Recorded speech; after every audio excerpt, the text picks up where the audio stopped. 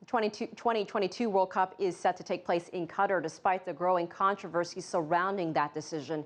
Before awarding the tournament's, football's governing body FIFA classified Qatar as a high risk for a terrorist attack.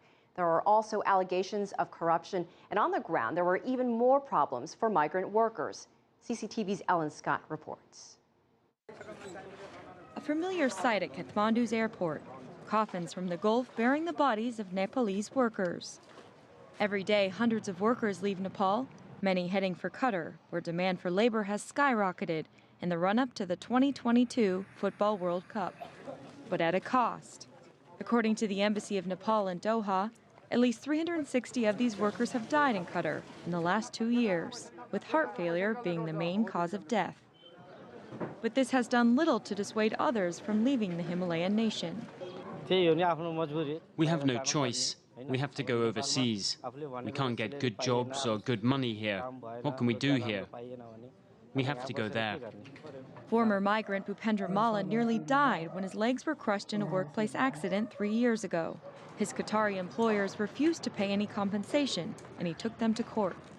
I had a family to feed. I needed money, so I fought for 2.5 years.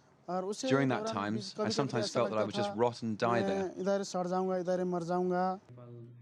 Malla was one of the fortunate ones, managing to secure $33,000 in damages. Meanwhile, campaigners say many others endure harsh working conditions.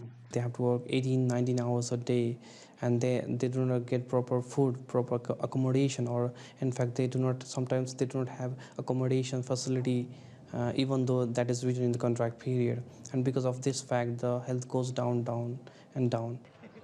Nepal's government says it wants to resolve the problem, but argues that it can't do much on its own.